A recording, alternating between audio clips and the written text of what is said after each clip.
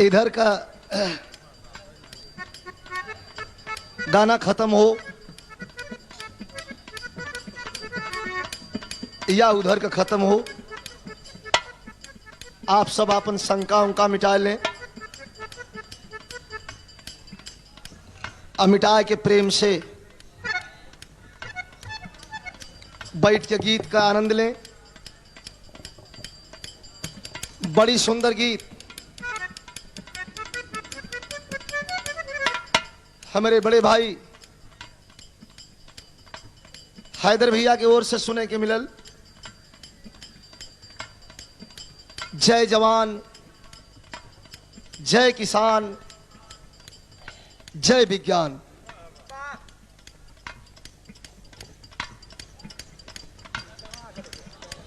तीनों का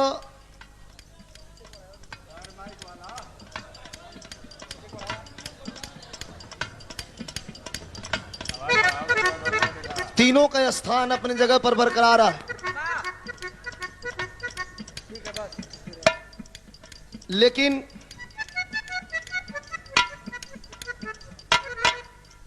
ये तीनों के औरतन का मतभेद एक गाने में 4 लाइन और आप सब सुने।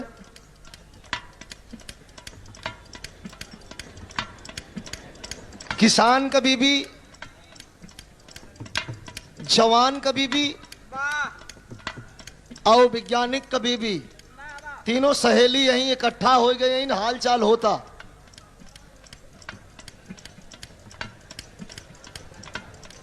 किसान के बीबी से दोनों पूछा तो इनकी सब ठीक ठाक बात ना, कहा ठीक है बात। अब तनी 5 मिनट हो जाए पर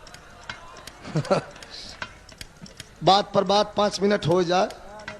एक बाद बिरह हुए। कैसे मास्टर?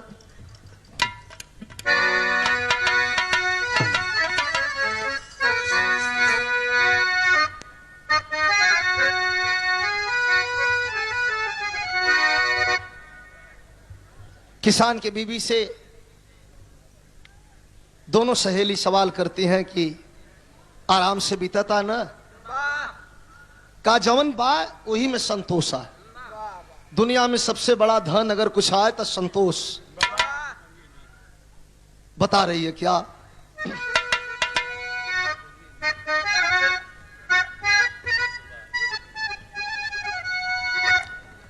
केहू के तल्ला दू तल्ला,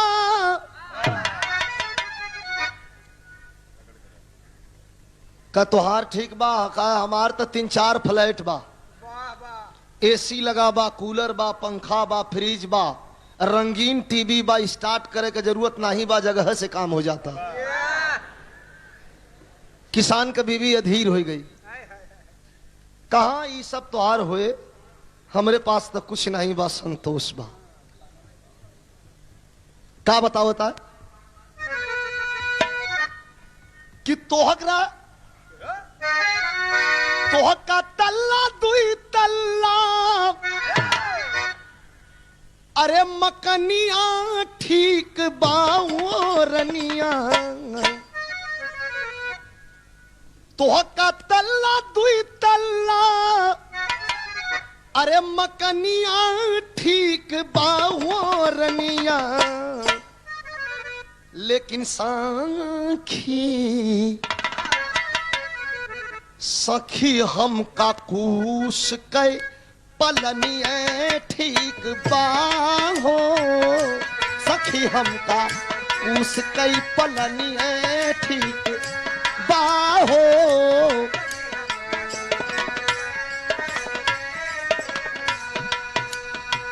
तनी सा भाषा में बदलाव आ जाता है हमार सबके तरफ। मड़हा जेके मड़ई कहा जाता, पलानी इशारा करता। टीबी टीब लाई,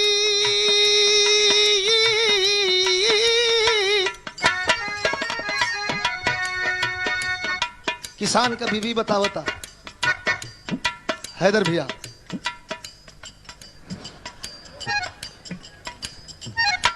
टीबी ट्यूब लाइट पंखा तोहरी कोठरी, ट्यूबलाइट अरे तोहरी कोठरिया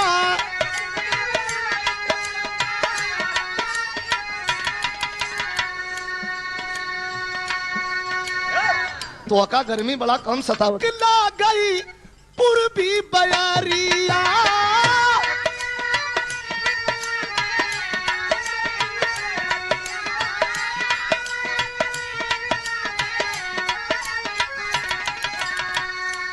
ए सखी तोहार दुल्हा फौजी है तौ का वैज्ञानिक है कहा तौ का सुना क्यों का फौजी कप्तान अरे क्यों का फौजी कप्तान विज्ञानी है नीक बाये रनिया अरे विज्ञानी नीक बाये रनिया सखी हमका गाँव कई पर धनिया नीक बाहो सखी हमका गाँव का पर धनिया नीक बाहो एक मिनट हमार सबका गहना देखा सिकड़ी मांग ठीका आए हाँ सब देखा था किसान कभी भी दूसरे बंद में बता रही है का सब कर गुजारी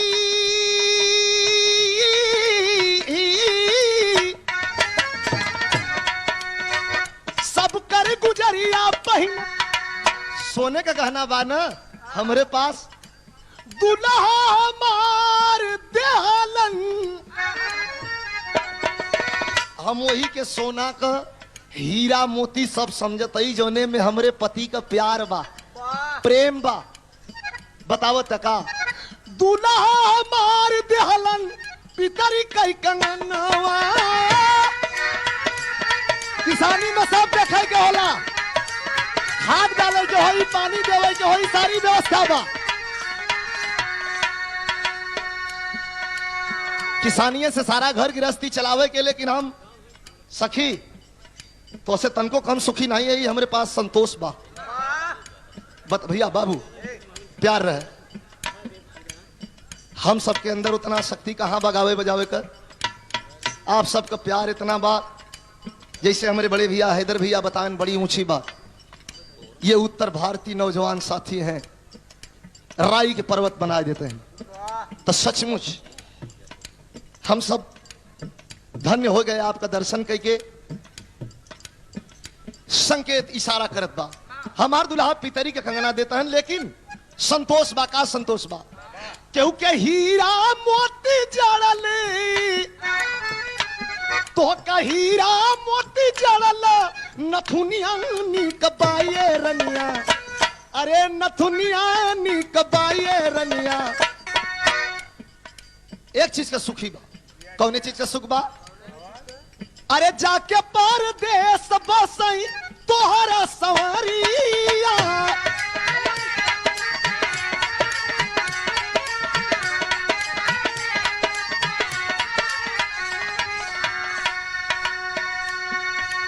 अरे हमारा किसान राजा जी अरे हमारा किसान सैया कैलन खेती बरिया